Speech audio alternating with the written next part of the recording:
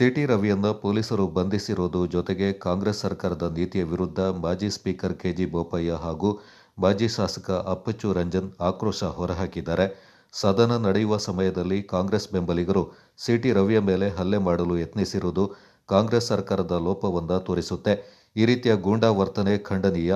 ಸುವರ್ಣಸೌಧದ ಒಳಗೆ ಈ ರೀತಿ ಹಲ್ಲೆಗೆ ಮುಂದಾಗಿರೋದು ಚರಿತ್ರೆಯಲ್ಲಿ ಮೊದಲು. ಗೂಂಡಾ ರೀತಿಯಲ್ಲಿ ವರ್ತಿಸಿ ಹಲ್ಲೆ ಮಾಡಲು ಮುಂದಾದವರನ್ನು ಬಂಧಿಸಿ ಕಾನೂನು ಕ್ರಮ ಕೈಗೊಳ್ಳಬೇಕು. ಬಂಧಿಸಿದ್ರೆ ನೇರವಾಗಿ ಜನಪ್ರತಿನಿಧಿಗಳ ನ್ಯಾಯಾಲಯಕ್ಕೆ ಹಾಜರುಪಡಿಸಬೇಕು. ಅದನ್ನು ಪೊಲೀಸರು ಮಾಡಿಲ್ಲ ಅಂತ ಆರೋಪಿಸಿದರು. ಈಗಾಗಲೇ ಸಿಟಿ ರವಿ ಮೇಲೆ ಒಂದು ರೀತಿ ಗೂಂಡಾ ಪ್ರವರ್ತನೆಯನ್ನು ಮಾಡಿದ್ದನ್ನು ತೀವ್ರವಾಗಿ ಖಂಡಿಸುತ್ತೇನೆ. ಯಾವತ್ತೂ ಕೂಡ ವಿಧಾನಸಭೆಯಲ್ಲಿ ಎಲ್ಲ ವಿಚಾರವನ್ನು ಚರ್ಚೆ ಮಾಡುವಂಥ ಅವಕಾಶ ಎಲ್ಲರಿಗೂ ಕೂಡ ಇದೆ.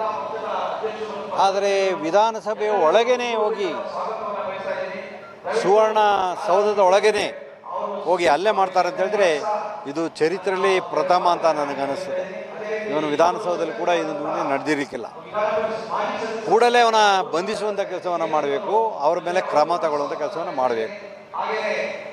ಹಾಗಾಗಿ ಅದ್ರ ಜೊತೆಗೆ ಒಬ್ಬರು MLCಯನ್ನು ಬಂಧನ ಮಾಡಿ ಸುಮಾರು 3-4 ಗಂಟೆಗಳ ಕಾಲ ಬೇರೆ ಬೇರೆ ಊರಲ್ಲಿ ಸುತ್ತಿಸಿ ಮತ್ತಲ್ಲಿಂದ ಕೋರ್ಟಿಗೆ ಪಡಿಸೋದು ಕೂಡ ಒಂದು ರೀತಿಯಲ್ಲಿ ಅಪರಾಧ. ಯಾರೇ ಅದನ್ನು ಬಂಧಿಸಿದರೆ ನೇರವಾಗಿ ಜಡ್ಜಿಗೆ ಪ್ರೊಡ್ಯೂಸ್ ಮಾಡುವಂಥ ಕೆಲಸವನ್ನು ಮಾಡಬೇಕಾಗ್ತದೆ. ಅದರಲ್ಲೂ ಕೂಡ ಅವರೊಬ್ಬರು MLC ಆಗಿರೋದ್ರಿಂದ, ಜನಪ್ರತಿನಿಧಿ ಆಗಿರೋದ್ರಿಂದ ಜನಪ್ರತಿನಿಧಿ ಕೋರ್ಟ್ಗೆ ಅವ್ರನ್ನ ಪ್ರೊಡ್ಯೂಸ್ ಮಾಡಬೇಕಾಗ್ತದೆ. ಒಂದು ರೀತಿಯಲ್ಲಿ ಇವತ್ತು ತೊಗಲಕ್ ದರ್ಬಾರ್ ನಡೀತದೆ ಅಂತ ಹೇಳಿದ್ರು ಕೂಡ ತಪ್ಪಾಗಲಿಕ್ಕಿಲ್ಲ. ಲಕ್ಷ್ಮೀ ಹೆಬ್ಬಾರವರು ಕೂಡ ಕೊಲೆ ಕೊಡಕರು ಅಂತ ಹೇಳಿದ್ರು ಕೂಡ ತಪ್ಪೇ, ಅದು ಕೂಡ ಆಡಬಾರ್ದಂಥ ಮಾತನ್ನು ಆಡಿದ್ದಾರೆ. ಮಾಜಿ ಶಾಸಕ ಕೆಜಿ ಬೋಪಯ್ಯ ಮಾತನಾಡಿ, ಸಿಟಿ ರವಿ ಮಹಿಳೆಯರ ಮೇಲೆ ಈ ರೀತಿ ಪದ ಬಳಕೆ ಮಾಡಿರೋದು ಯಾರಿಗೂ ಕೇಳಿಸಿಲ್ಲ, ಅದಕ್ಕೆ ದಾಖಲೆ ಇಲ್ಲ ಅಂತ ಬಸವರಾಜ ಹೊರಟ್ಟಿಯವರೇ ಹೇಳಿದ್ದಾರೆ ಎಂದರು.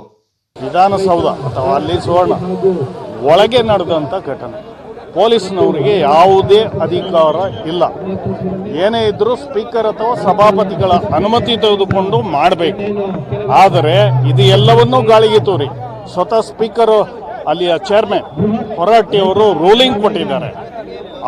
ಏನು ಅವರು ಈಗ ಸಿಟಿ ರವಿಯವರು ಶಬ್ದ ಉಪಯೋಗಿಸಿದ್ರು ಮಹಿಳೆಯರ ಮೇಲೆ ಅನ್ನೋದು ಯಾವುದೂ ಕೇಳಿಸಿಲ್ಲ. ಇದು ಆ ಥರದಕ್ಕೆ ದಾಖಲೆ ಇಲ್ಲ ಅನ್ನುವಂಥದ್ದನ್ನು ಹೇಳಿದ್ದಾರೆ.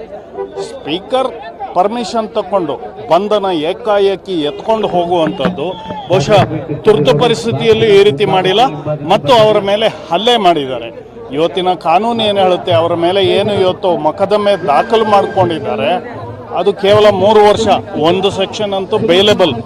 ಇಷ್ಟು ಇದ್ದಾಗೂ ಕೂಡ ಅವರನ್ನು ಇಡೀ ರಾತ್ರಿ ಒಂದು ರೀತಿ ದೇಶದ್ರೋಹಿ ಥರ ಗುಡ್ಡ ಥರ ಜಿಲ್ಲೆಯಿಂದ ಜಿಲ್ಲೆಗೆ ಸಾಗಾಟ ಮಾಡಿದ್ದು, ಒಂದು ರೀತಿ ಅವರೇ ಹೇಳಿದ ಹಾಗೆ ಅವ್ರನ್ನ ಕೊಲೆ ಮಾಡುವ ಉದ್ದೇಶದಿಂದಲೇ ಇವರು ಮಾಡಿದ್ದು ಅಂತ ಅನ್ನಿಸ್ತದೆ. ಇದು ಅತ್ಯಂತ ಖಂಡನಾರ್ಹ.